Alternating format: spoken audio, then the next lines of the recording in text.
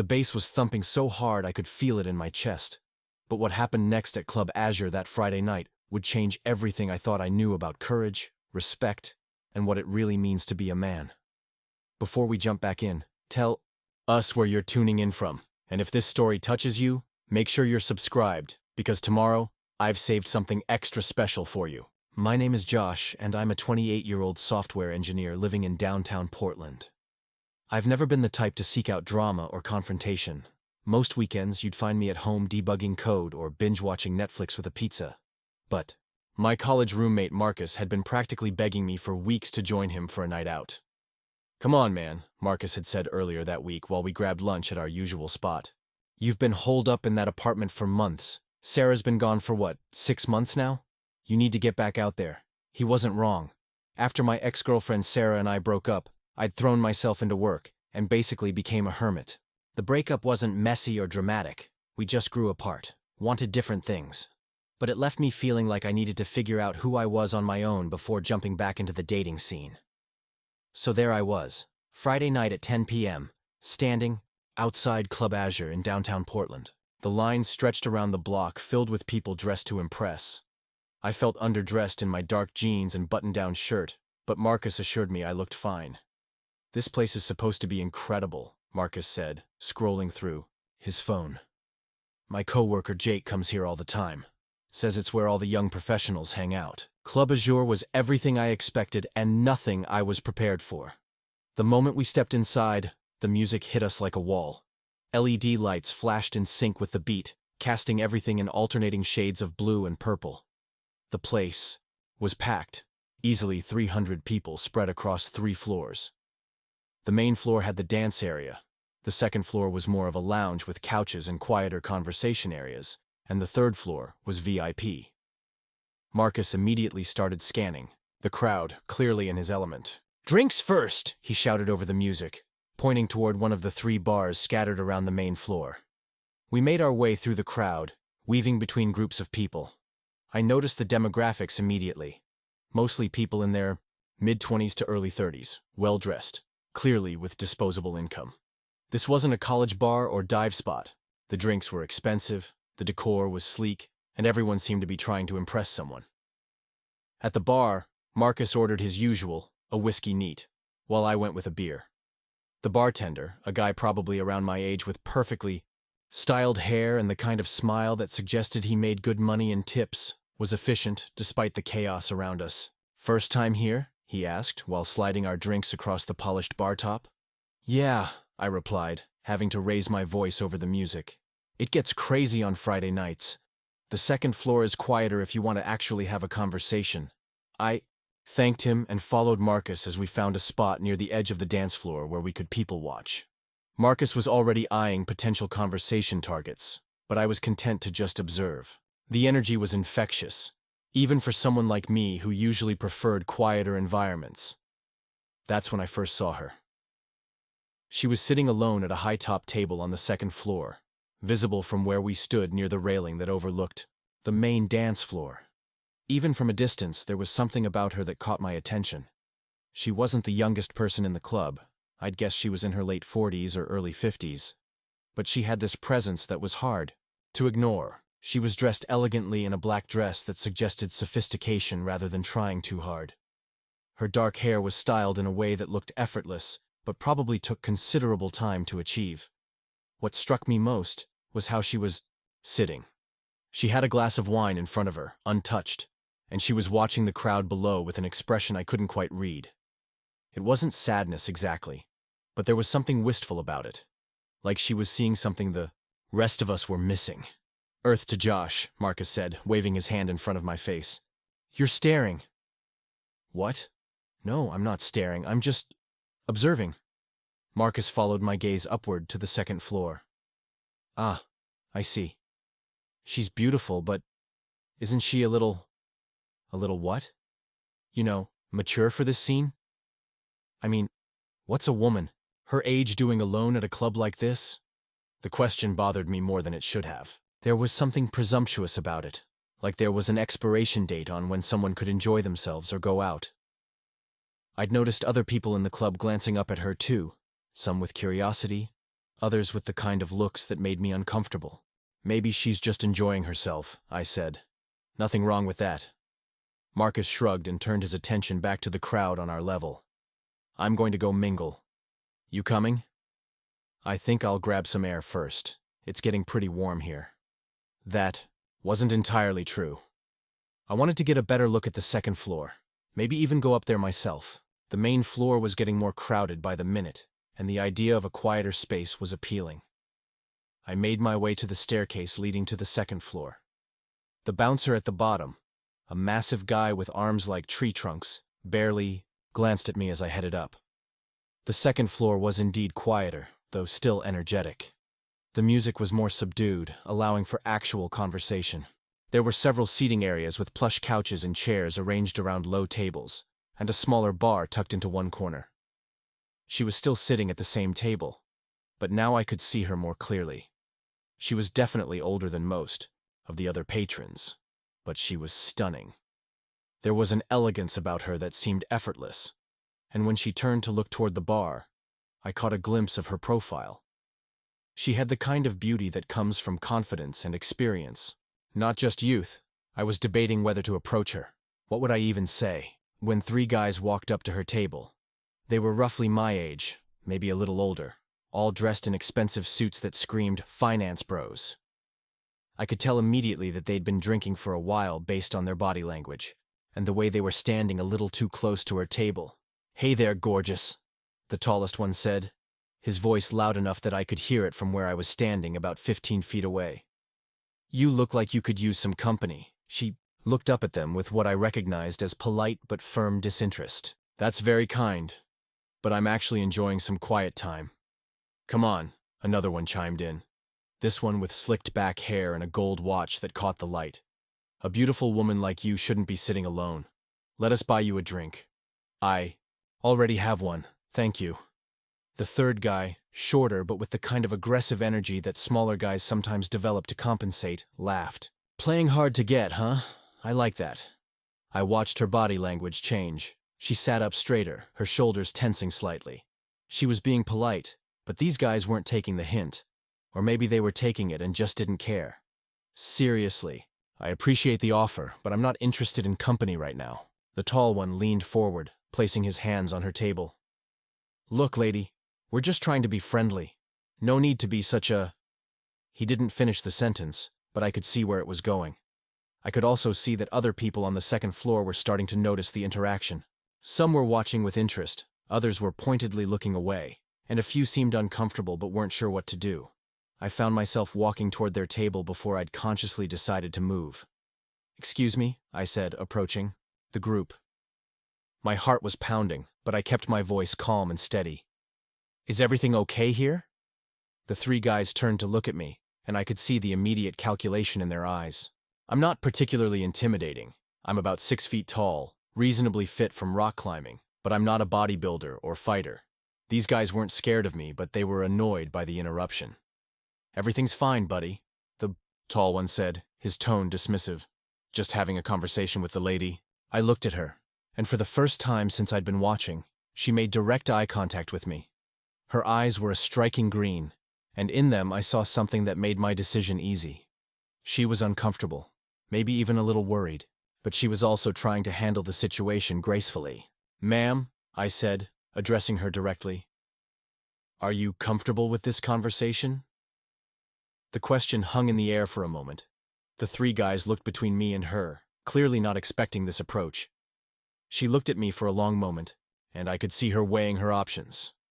"Actually, no," she said, her voice clear and strong. "I've asked these gentlemen several times to leave me alone, and they haven't respected that." The shorter guy with the aggressive energy stepped closer to me. "Listen, hero, nobody asked for your opinion. Why don't you mind your own business?" "When someone is being harassed in a public place, it becomes everyone's business," I replied, surprised by how steady my voice sounded despite the adrenaline coursing through me. Preparing and narrating this story took us a lot of time, so if you are enjoying it, subscribe to our channel. It means a lot to us. Now back to the story. "Harassed?" The guy with the slicked back hair laughed. "We were just trying to buy the lady a drink. Since when is that harassment? Since she said no 3 times and you kept pushing, I said. That's when being friendly becomes harassment. The tall one stepped around the table, positioning himself between me and the woman. Look, kid, you're in over your head here. Why don't you go back downstairs and find someone your own age to play with? That comment hit me wrong. The condescending tone, the implication that age somehow determined who deserved respect, the way he was using his size to try to intimidate me. It all crystallized into a moment of clarity. I think you guys should find somewhere else to be, I said, matching his stare. The shorter guy laughed again, but there was less humor in it this time. Or what? You going to make us leave? I don't want to make anyone do anything, I said. I'm just pointing out that the lady has made her wishes clear. Respecting that seems like the decent thing to do. For a moment, I thought it might actually work. The tall guy looked around and seemed to notice that more people were watching. Now, a few other men had stood up from their tables, and I could see one of them reaching for his phone, possibly to call security. But then the shorter guy decided to escalate things. The shorter guy stepped forward and shoved me hard in the chest. I stumbled back a step, more from surprise than the force of it, but the message was clear. This wasn't going to end with words. Jake, what the hell are you doing? The tall one hissed, grabbing his friend's arm. Security's going to throw us out. But Jake was already past the point of rational thinking. The alcohol, the public humiliation of being called out, and whatever insecurities were driving his behavior had taken over. This little punk thinks he's some kind of white knight, Jake snarled, shaking off his friend's grip. Maybe he needs to learn to mind his own damn business. I raised my hands, palms out, trying to de-escalate. Look, nobody needs to get physical. Here, I'm just asking you to respect what the lady said. Stop calling her the lady, the guy with the slicked back hair said mockingly. She's old enough to be your mother. What's wrong with you? That's when she stood up. My name is Diana, she said, her voice cutting through the tension like a blade. Diana Matthews. And I'm 52 years old since you seem so interested in my age. The 3 guys turned to look at her, momentarily thrown off by her directness. I came here tonight because I wanted to feel alive again, she continued, her voice steady but with an undercurrent of emotion that made everyone within earshot pay attention. My husband passed away 8 months ago. We were married for 27 years. This is the first time I've been anywhere like this since his funeral. The second floor of the club had gone quiet enough that people at nearby tables were clearly listening. Even the music from downstairs seemed muted. I didn't come here looking for male attention or validation, Diana continued. I came here because I wanted to remember what it felt like to be around energy and life and possibility. I wanted to sit somewhere with music and lights and people who were happy because my house has been too quiet for too long. Jake shifted uncomfortably, some of the aggression leaving his posture. When you 3 approached me, I was polite.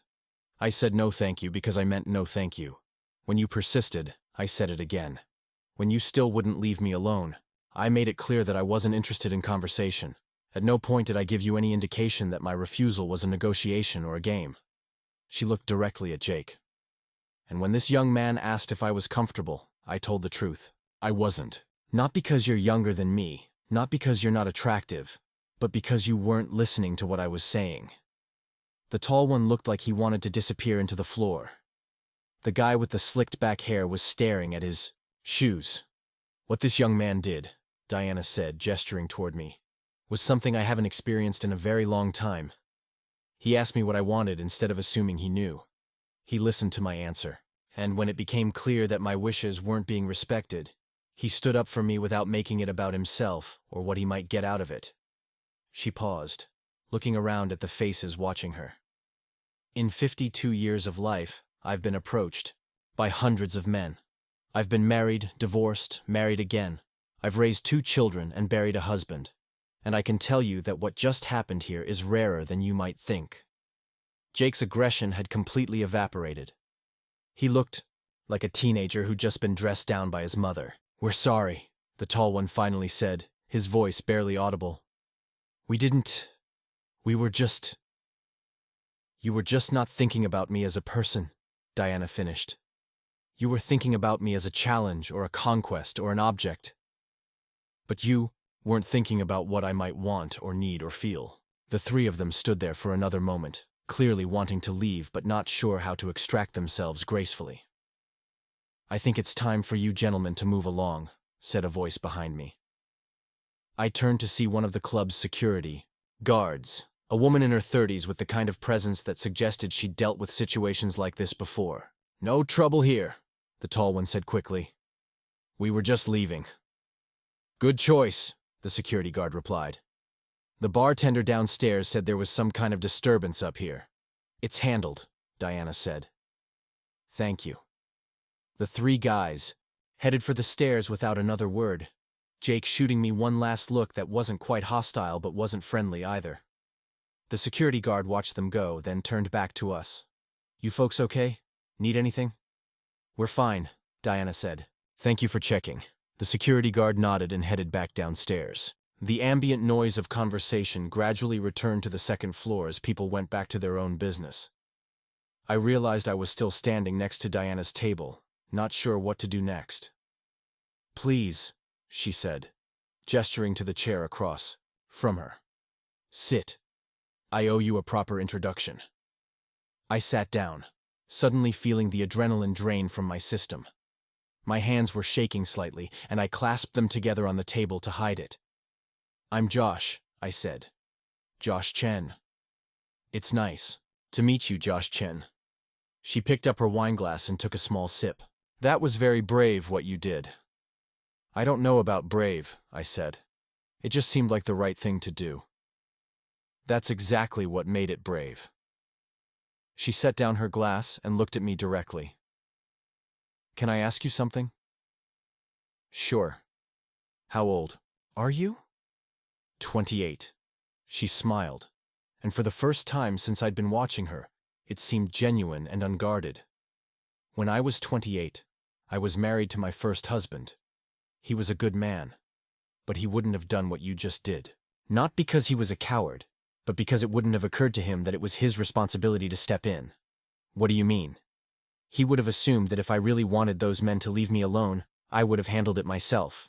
He would have thought that intervening would be insulting to my independence. A lot of men that age think that way. That respecting women means leaving them alone to fight their own battles." I thought about that. "But you shouldn't have to fight that battle alone. I mean, you handled it perfectly, but you shouldn't have had to." "Exactly." She leaned forward slightly. "You understood something that most men take decades to learn, if they ever learn it at all. You understood that sometimes being respectful means stepping in, not stepping back. That sometimes protecting someone's dignity requires action, not just good intentions." We sat in comfortable silence for a moment. I could hear the music from downstairs, feel the bass vibrating through the floor, but up here it felt like we were in a bubble separate from all of that chaos. "Can I ask you something now?" I said. "Of course." "What you said about your husband. I'm sorry for your loss. But what you said about feeling alive again. Did this help? Being here tonight?" She considered the question, swirling the wine in her glass. "You know, I thought it would be the music or the lights or just being around people having fun. But it turns out what made me feel alive again was being reminded that there are still good people in the world. People who do the right thing even when it's uncomfortable." "I don't know if what I did was that significant," I said. "Josh," she said, and something in her tone made me look up and meet her eyes. "In 52 years of life, you're the first man who's ever stood up for me without expecting something in return. The first man who asked what I wanted instead of assuming he knew. The first man who treated my no as a complete sentence instead of an opening for negotiation." She paused, and I could see emotion building in her expression. "You're the first real man I've encountered in my 50 years. The words hit me like a physical force. Not because of any romantic implication.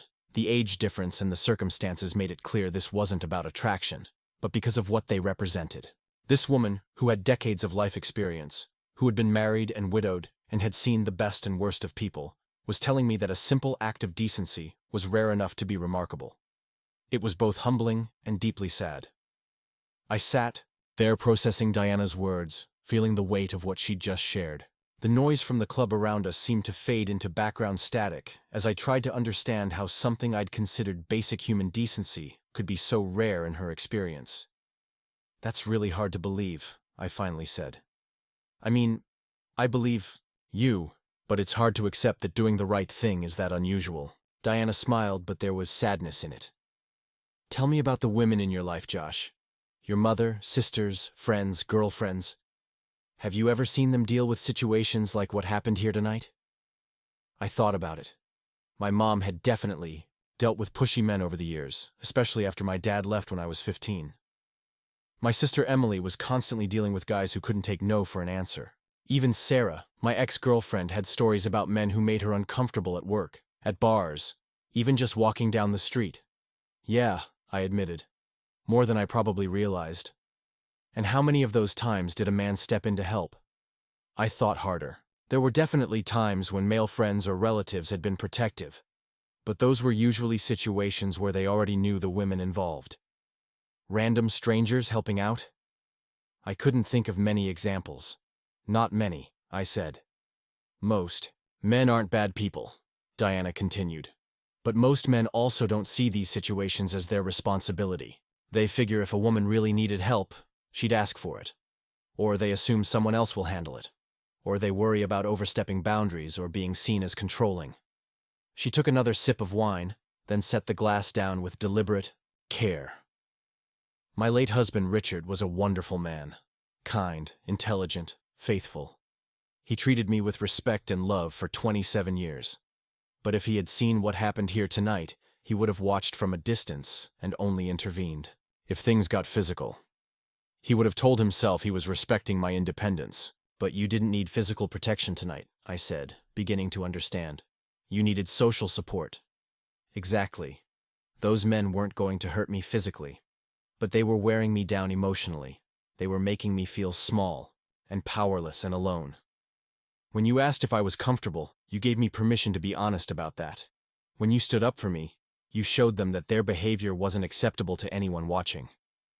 I leaned back in my chair, feeling like I was learning something important about the world that I should have figured out years ago. Can I tell you something? Diana asked. About tonight, I mean. Why did I really came here? Of course. She looked around the club, watching the people dancing and laughing and flirting. Richard died of a heart attack. He was here one morning, having coffee and reading the news, and then he wasn't. No warning, no chance to say goodbye. Just gone. Her voice caught slightly, but she continued. For months afterward, I felt invisible. Not just sad or lonely, but actually invisible. Like I had stopped existing as a person and become just a widow, just someone to be pitied or avoided. People would see me coming and cross the street because they didn't know what to say. Others would treat me like I was fragile, like I might break if they spoke too loudly. I didn't know what to say, so I just listened. Tonight was supposed to be about proving to myself that I still existed, that I could still be seen as a person, not just as someone's grief. But when those men approached me, they weren't seeing me as a person either. They were seeing me as a target, as someone vulnerable they could manipulate. She looked directly at me. You were the first person tonight who saw me as Diana. Not as a widow, not as a conquest, not as someone to pity or avoid. Just as Diana, a woman who was capable of making her own decisions and deserving of having those decisions respected. The weight of that hit me harder than I expected. I thought about all the times I'd walked past situations that made me uncomfortable, telling myself it wasn't my business or that I might make things worse by getting involved. I'm sorry you've had to deal with all of that, I said. The loss, the way people have treated you since. You shouldn't have to prove your worth to anyone. Thank you. She smiled again, and this time it reached her eyes. But you know what? Tonight actually worked out better than I hoped. I came here wanting to feel alive again, and I do. Not because of the music or the atmosphere, but because I was reminded that there are still people who see others clearly and choose to act with kindness. Marcus appeared at our table, looking concerned and slightly out of breath. Josh, there you are. I heard there was some kind of fight up here. Security downstairs said 3 guys got kicked out and... He stopped when he noticed Diana. Oh, sorry. I didn't realize you were with someone. Marcus, this is Diana. Diana, this is my friend Marcus. Nice to meet you, Diana said graciously. Marcus looked between us, clearly trying to piece together what had happened. There wasn't really a fight, I explained. Just some guys who couldn't take no for an answer. It got handled. By Josh, Diana added. He was quite the gentleman. I could see Marcus processing this information, probably wondering about the age difference and the circumstances. To his credit, he didn't ask the obvious questions. Well, I'm glad everyone's okay, he said. Josh, I was actually thinking about heading out soon. Early morning tomorrow and all that? I looked at Diana. What about you? Are you staying much longer? I think I've had enough excitement for one evening, she said. But I'm glad I came. This conversation has been exactly what I needed. We all stood up from the table. Diana gathered her purse, a small black clutch that matched her dress perfectly. Josh, she said as we prepared to leave, would you walk me to my car? It's just in the parking garage across the street. Of course. Marcus raised an eyebrow but didn't comment. We made our way downstairs together, weaving through the crowd that had gotten even denser while we'd been talking. The music was louder than before, the lights more intense, and the energy more frantic. After the relative calm of the second floor, it felt overwhelming. Outside, the cool Portland air was a relief after the heat of the club. The street was busy with people moving between bars and restaurants, the kind of Friday night energy that makes downtown feel alive.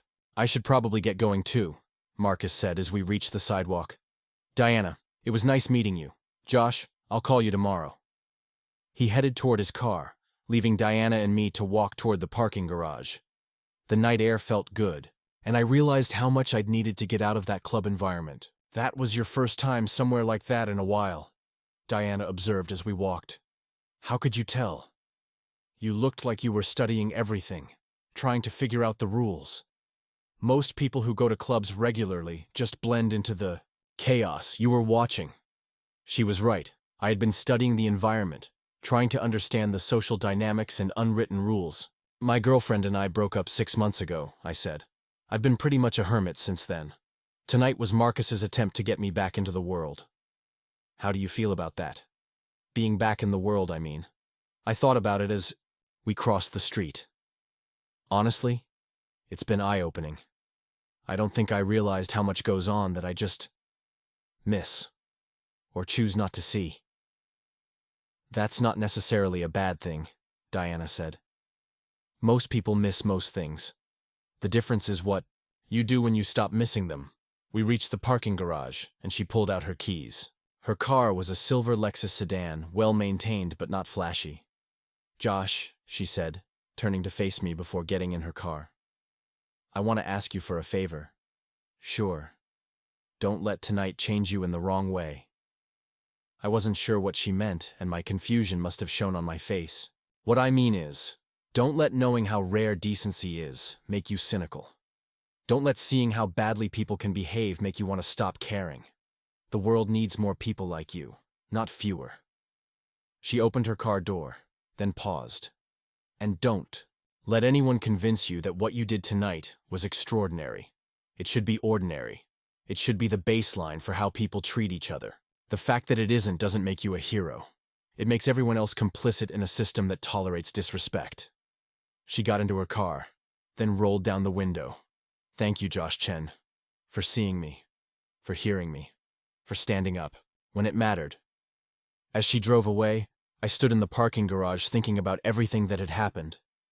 An hour ago, I'd been a guy who rarely left his apartment, reluctantly dragged out by a friend. Now I felt like I understood something fundamental about the world that I'd been missing.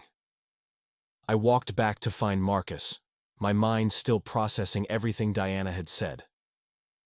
The parking garage felt eerily quiet after the intensity of our conversation, and I could hear my own footsteps echoing off the concrete walls. When I reached the street, the contrast hit me again. The pulsing music from various clubs, people laughing and shouting, the general chaos of a Friday night in downtown Portland. Marcus was leaning against his car, scrolling through his phone. When he saw me approaching, he looked up with obvious curiosity. So, he said, pocketing his phone. That was interesting. What do you mean? Come on, Josh. I leave you alone for an hour and find you having an intense conversation with an elegant woman twice your age who's calling you a gentleman. What happened up there? As we drove back toward our neighborhood, I told Marcus the whole story. The 3 guys bothering Diana, the confrontation, Her speech about respect and listening. Our conversation afterward.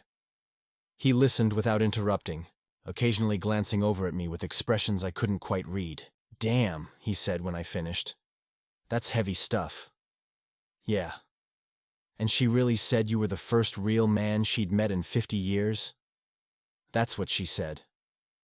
Marcus was quiet for a few minutes as we sat at a red light.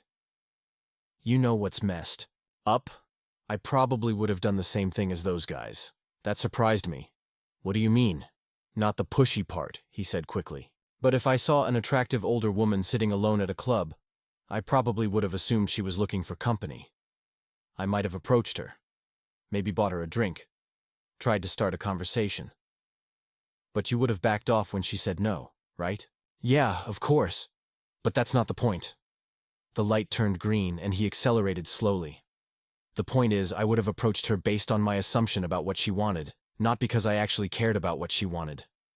I thought about that. I don't think there's anything wrong with approaching someone you're attracted to, as long as you're respectful about it. Maybe. But what your friend Diana was talking about, that thing about asking what she wanted instead of assuming you knew, that hit me.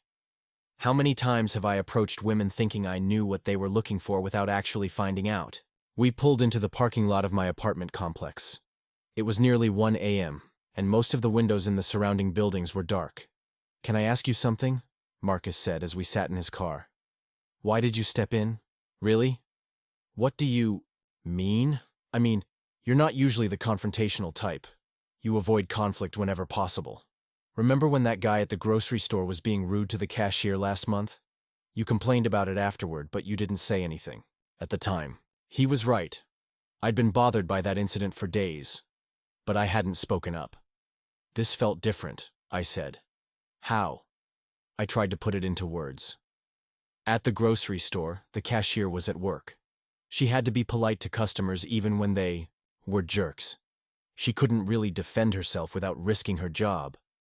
But she also had managers and coworkers around and store policies to protect her. And tonight? Tonight, Diana was completely alone. She was trying to handle the situation gracefully, but those guys weren't giving her any way out. They were using the social pressure of the situation, the fact that making a scene would be embarrassing, to wear her down. Marcus nodded slowly. "So, you stepped in because she needed an ally?" "I guess so. I stepped in because she shouldn't have had to handle that alone." "But why you? There were other people around who saw what was happening." That was a question I'd been asking myself. I don't know. Maybe because I'd been watching her before those guys showed up. I saw how peaceful she looked sitting there, and then I saw how that changed when they approached her. It felt personal, somehow. Personal how? I struggled to explain it. You know how sometimes you see something that just feels wrong and you can't unsee it? Like when you realize someone is being treated unfairly and suddenly you can't ignore it anymore? Yeah. That's what this was. Once I saw that she was uncomfortable and they weren't listening. I couldn't just stand there and watch it happen. Marcus was quiet for a moment. "My sister deals with stuff like this all the time," he said finally. "Guys who won't take no for an answer, who think persistence is romantic instead of harassment. She's told me stories, but I guess I never really thought about what it would be like to experience that constantly." "What do you mean?" "I mean, imagine if every time you went out, to a bar, to a coffee shop, to the gym, wherever, there was a decent chance that someone bigger and stronger than you would approach you and refuse to leave you alone when you asked them to. And imagine that this had been happening your whole adult life. The thought was uncomfortable. That would be exhausting. Right? And the thing is, most of the time when it happens, everyone around just ignores it. They figure it's not their problem, or they don't want to get involved, or they assume the woman can handle it herself. I thought about Diana's words about feeling invisible after her husband died, and how the men at the club had made her feel small and powerless. She said something tonight about how rare it is for men to actually step in, I said. Not just their boyfriends or husbands, but strangers who see something wrong happening. Makes sense. Most guys don't want to get into confrontations with other guys, especially over women they don't know. But that's the problem, isn't it? It shouldn't be about whether you know the woman or not. It should be about whether what's happening is right or wrong. Marcus looked at me with something like admiration. When did you get so wise about this stuff? I don't think I'm wise about it. I think I just had my eyes open tonight. We said goodbye, and I headed up to my apartment.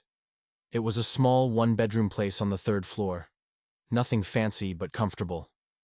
After the sensory overload of the club, the quiet was welcome. I made myself a cup of tea and sat on my couch, thinking about the evening. My phone buzzed with a text message. For a moment I thought it might be Diana, though I realized we hadn't exchanged numbers. It was from my sister Emily. How was your big night out? Did Marcus finally get you to talk to a human being? I smiled and texted back. Actually had an interesting conversation with someone. I'll tell you about it later. Ooh, mysterious. Was she cute? I thought about how to answer that. Diana was beautiful, but that wasn't what made the evening significant. It wasn't that kind of conversation.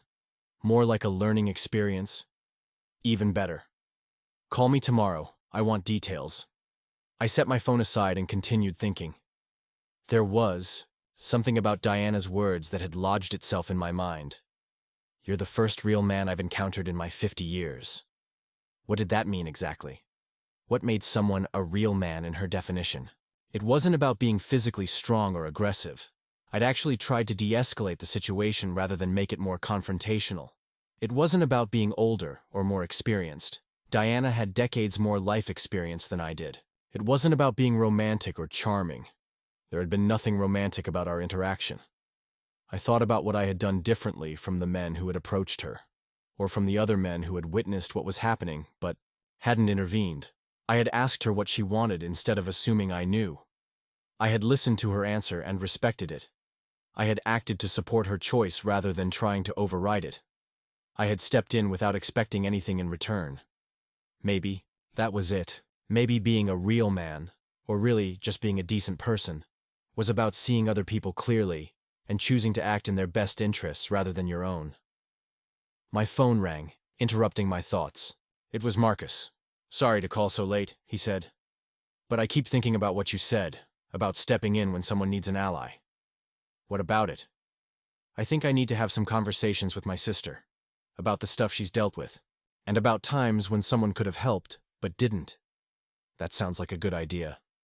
And Josh? Thanks for tonight. I know I dragged you out there, but I think you ended up teaching me something important. After we hung up, I sat in the quiet of my apartment thinking about chain reactions. Diana had needed someone to stand up for her, and I had happened to be in the right place at the right time to do it. But our conversation had affected me in ways I was still processing, and apparently it had affected Marcus too. How many other people had been watching tonight? How many had seen what was happening and chosen not to get involved? And how might things have been different if more people had Diana's expectation that decent behavior should be normal rather than remarkable? I finished my tea and headed to bed, but sleep didn't come easily. I kept thinking about Diana driving home alone, and about all the other women who had to navigate situations like that without anyone stepping in to help. I thought about my sister Emily and my mother and Sarah, and about all the times they might have needed an ally that I didn't even know about. But mostly I thought about Diana's final words to me. Don't let anyone convince you that what you did tonight was extraordinary. It should be ordinary. She was right. What I had done should have been unremarkable. The fact that it wasn't said something troubling about the world we lived in. As I finally drifted off to sleep, I made a decision. I wasn't going to go back to being the person who noticed problems but didn't act on them. I wasn't going to be a bystander anymore. The next morning came too early. I'd finally fallen asleep around 3 a.m., my mind still churning over the events at Club Azur. When my alarm went off at 8, I felt like I'd barely slept, but I was also strangely energized. The world looked different somehow, like I was seeing it through new eyes. I made coffee and sat at my kitchen table, looking out at the Saturday morning quiet of my neighborhood. A few joggers passed by, and I found myself wondering about their stories, their experiences, whether they'd ever been in situations where they needed someone to stand up for them. My phone rang. Emily. Okay, spill, she said without preamble. What happened last night? That was such a learning experience. I told her the whole story, from watching Diana sit alone to our conversation in the parking garage. Emily listened without interrupting, which was unusual for her. She was normally full of questions and comments. "Wow," she said when I finished. "That's actually really significant, Josh." "What do you mean?" "I mean, do you remember what happened to me at that conference in Seattle? Last year, I did remember." Emily worked in marketing for a tech company, and she'd gone to a professional conference where some executive from another company had cornered her at the hotel bar. He'd been drunk and persistent, following her around the venue for 2 days, despite her obvious discomfort. "There were probably 50 people who saw what was happening," Emily continued. "Colleagues, other conference attendees, hotel staff. Not one person said anything. I had to get the hotel manager involved just to get the guy to leave me alone. I remember you being really frustrated about that." I was furious, not just at the creep, but at everyone who watched it happen and did nothing. You know what the worst part was? The next day, several people came up to me and said they'd noticed what was happening and felt bad for me. They felt bad, but they didn't act. I thought about the people on the second floor of Club Azure who had been watching the situation with Diana.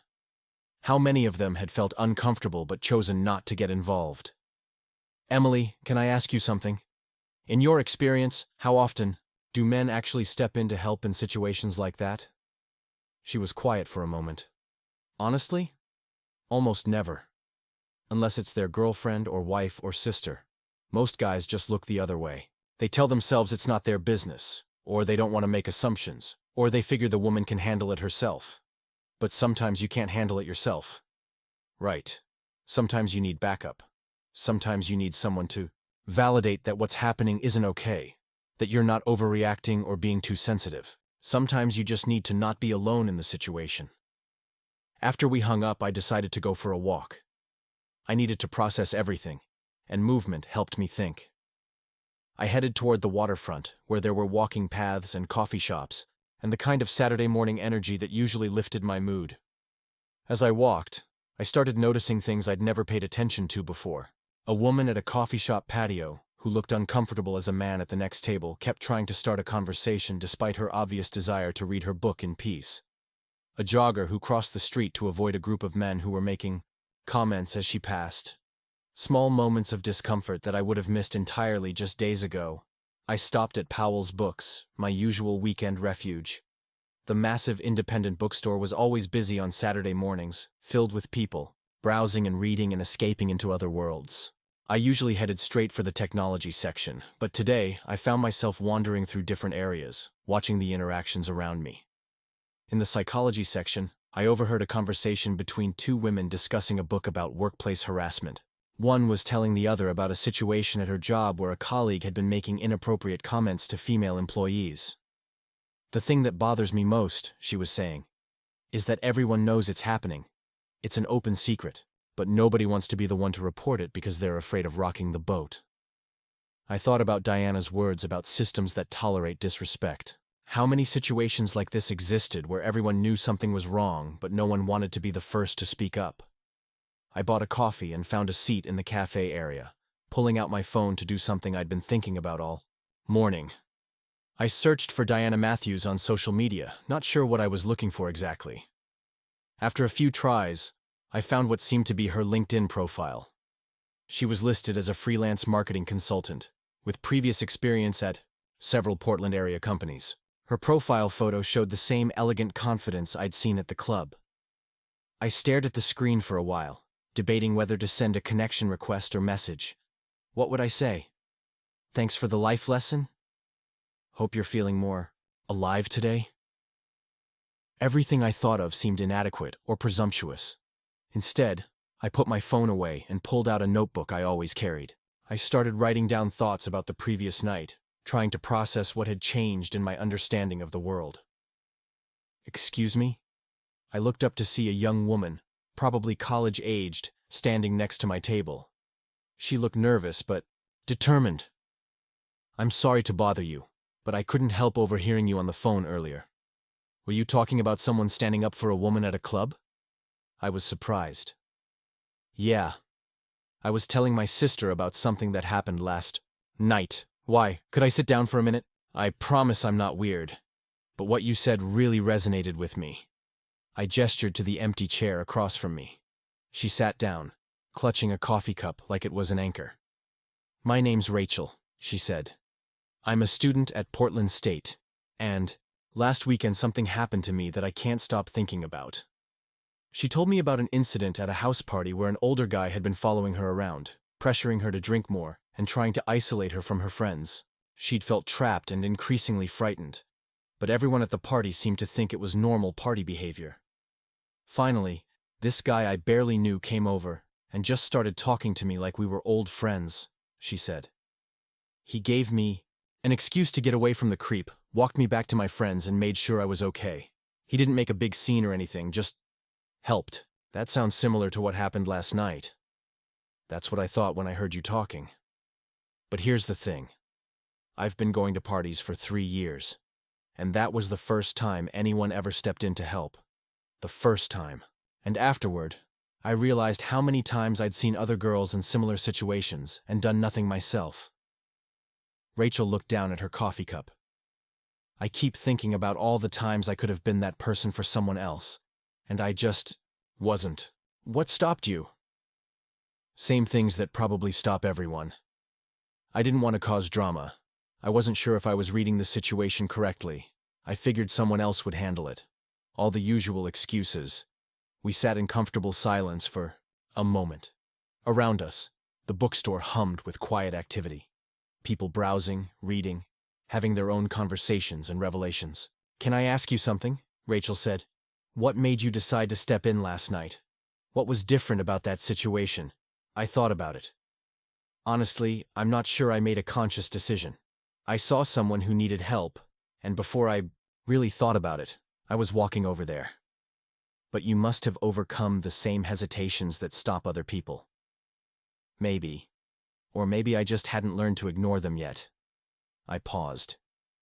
The woman I helped said something that's been stuck in my head. She said that what I did should be ordinary, not extraordinary. That the fact that it seems remarkable is actually the problem. Rachel nodded. "Like we've all gotten used to looking the other way."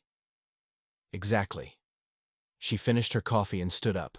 "Thank you for talking with me, and thank you for doing what you did last night.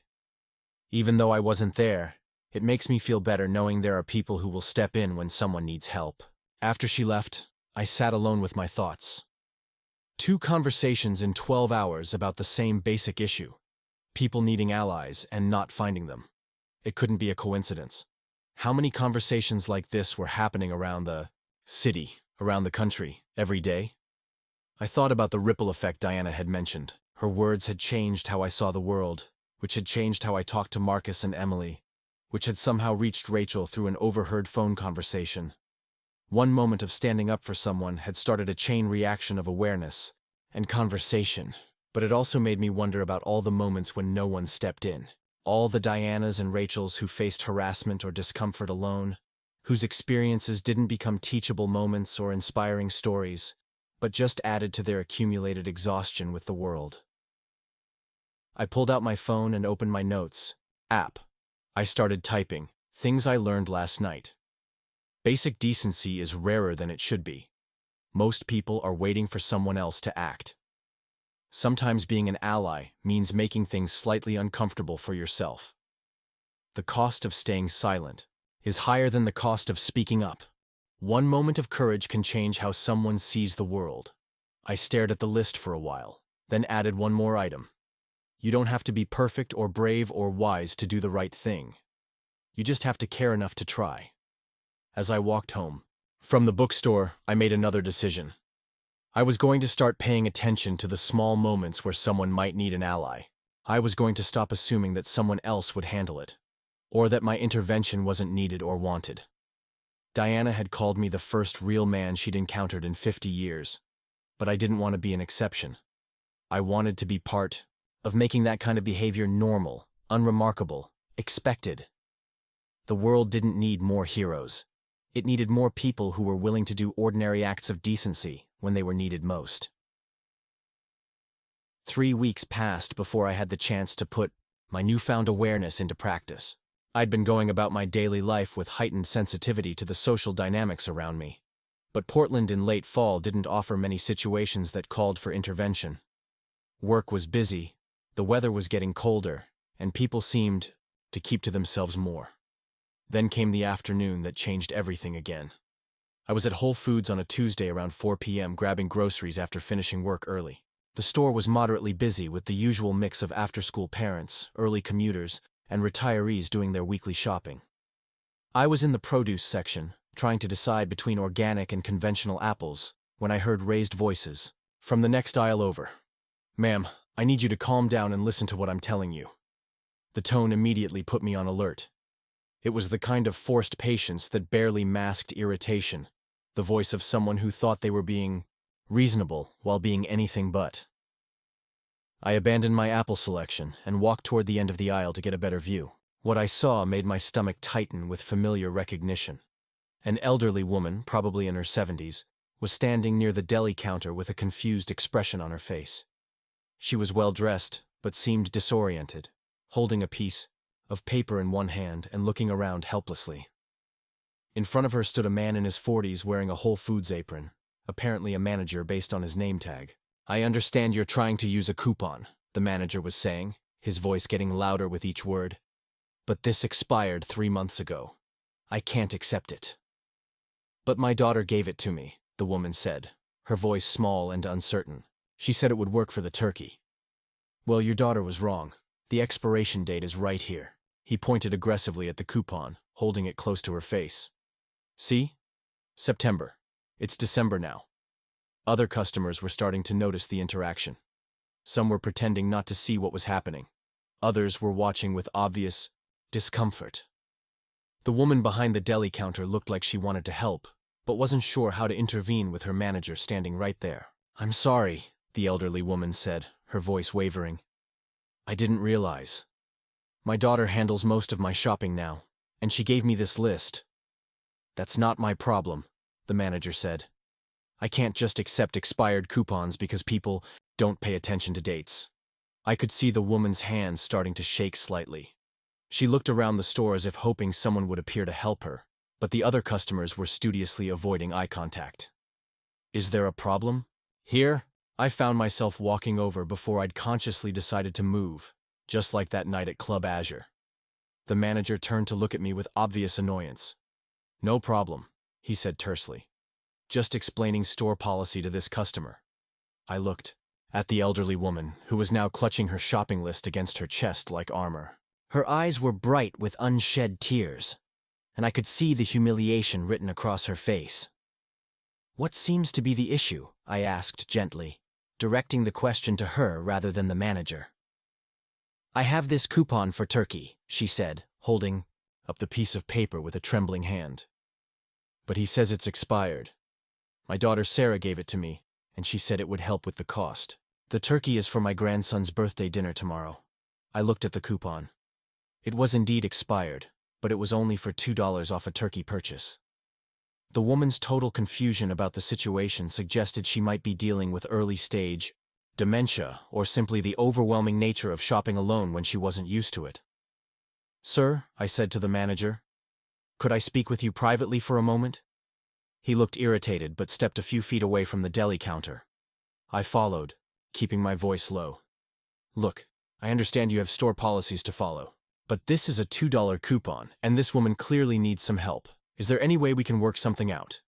"Store policy is store policy," he said. "If I start making exceptions for every expired coupon, where does it end?"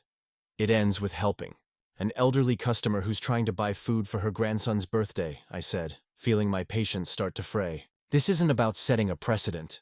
This is about showing basic human kindness to someone who's clearly struggling." "That's not how business works," he replied. "And frankly, it's not your concern."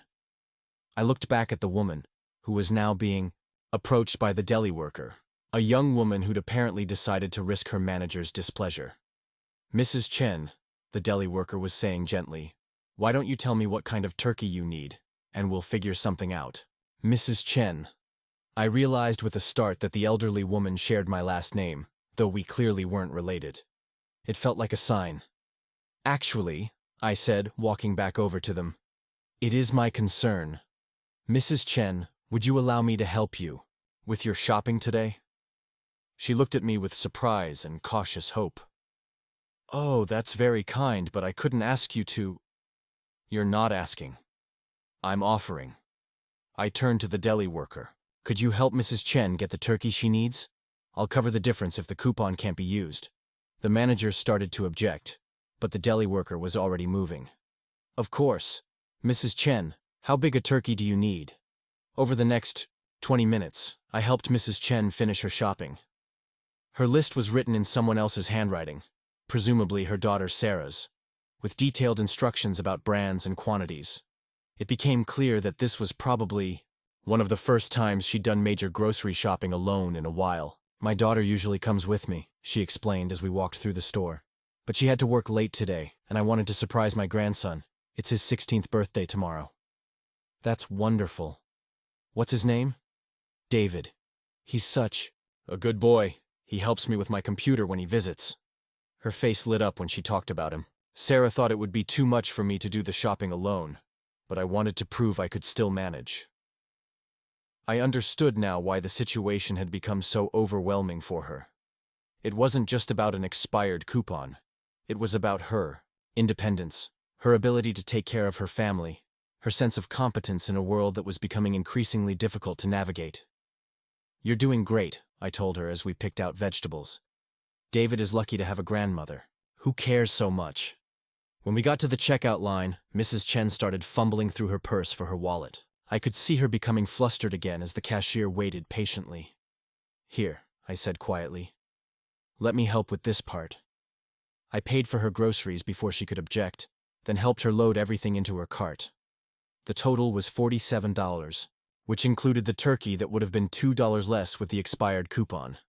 Money that clearly mattered to her on a fixed income. I can't let you pay for all this, she protested as we walked toward the parking lot. Mrs. Chen, do you have grandchildren? I asked. Just David. Well, I don't have any grandparents left, and my grandmother would have wanted someone to help her if she'd been in your situation.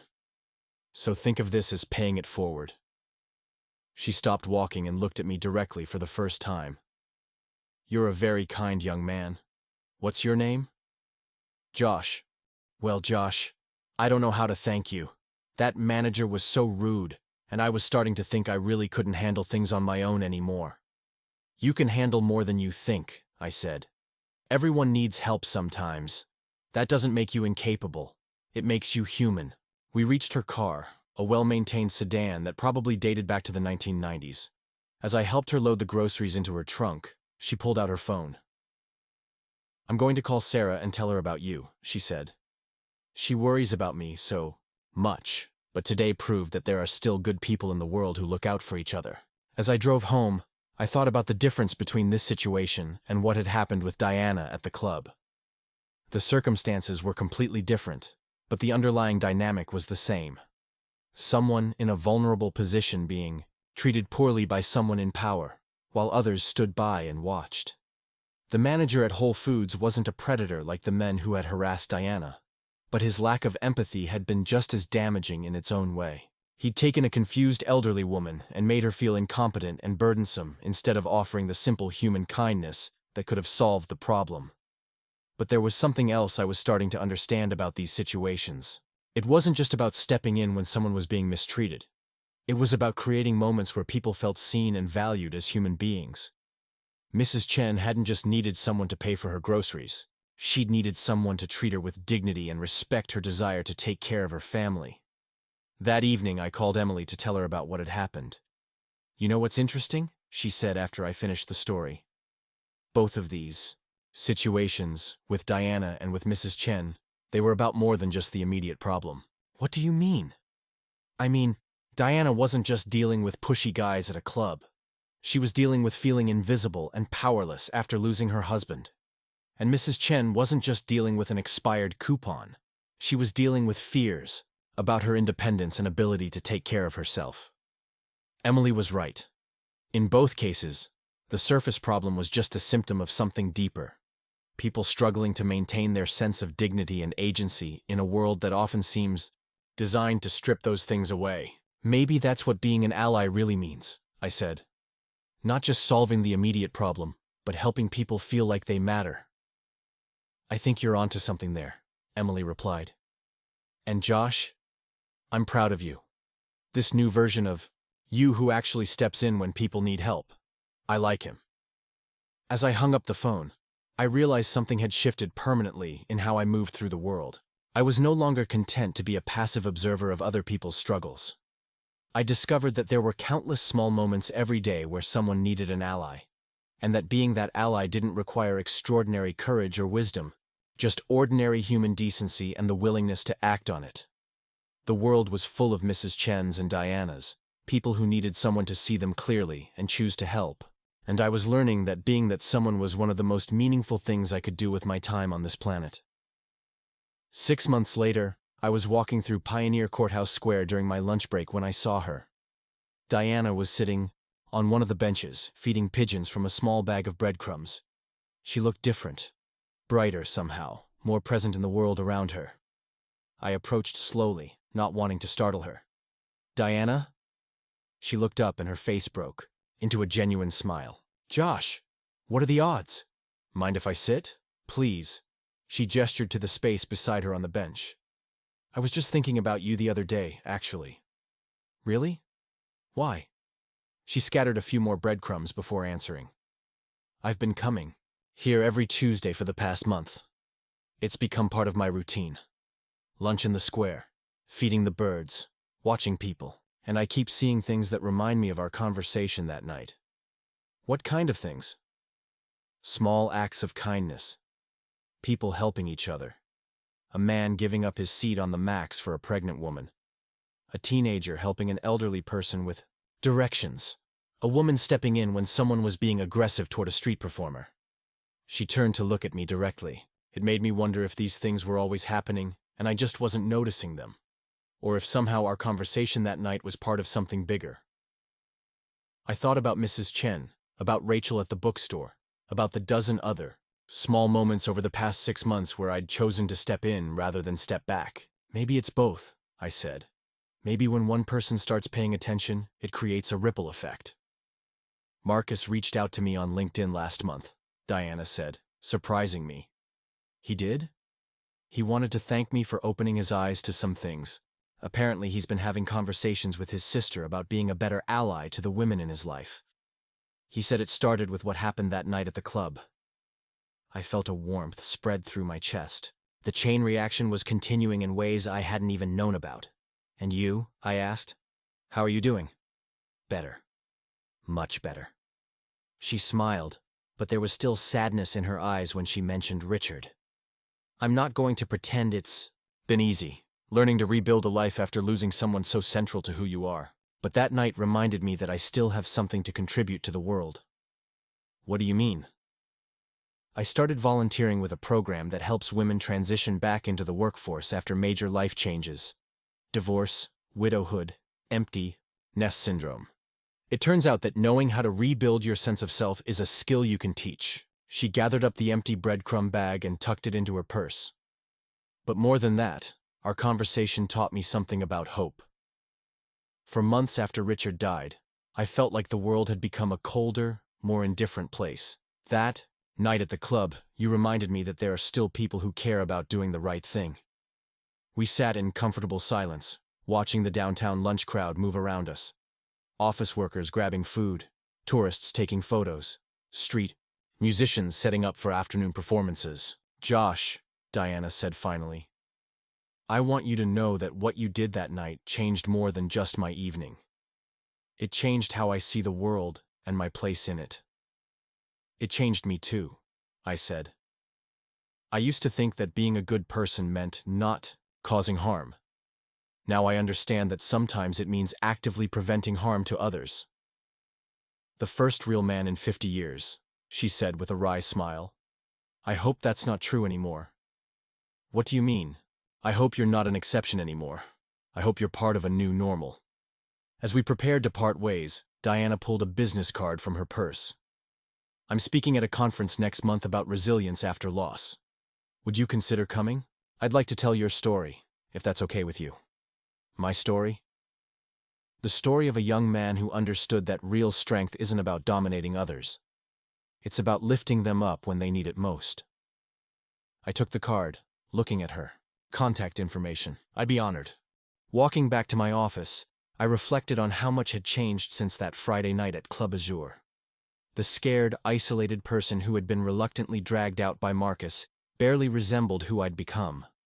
I was more aware, more engaged, more willing to act when action was needed. But perhaps more importantly, I'd learned that heroism wasn't about grand gestures or dramatic confrontations. It was about choosing to see other people clearly and responding to what they needed, even when it was inconvenient or uncomfortable. My phone buzzed with a text from an unknown number. "Hi, Josh. This is Mrs. Chen's granddaughter, Sarah. David's birthday dinner was perfect thanks to your kindness. Grandma talks about you all the time. She wanted me to let you know she's doing much better with her shopping now.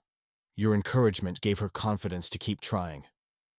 I smiled, thinking about the ripple effects that continued to spread outward from single moments of decency. Diana was helping other women rebuild their lives. Marcus was learning to be a better ally to his sister. Mrs. Chen was maintaining her independence. Rachel was probably standing up for someone at a college party.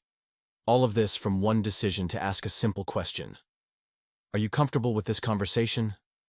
As I reached my office building, I made a mental note to keep paying attention, to keep looking for those moments when someone needed an ally. Because Diana was right, what I'd done shouldn't be extraordinary. It should be ordinary, expected, normal. And maybe, one person at a time, one moment at a time, we could make it so. Up next, you've got 2 more standout stories right on your screen. If this one hits the mark, you won't want to pass these up. Just click and check them out. And don't forget to subscribe and turn on the notification bell so you don't miss any upload from us.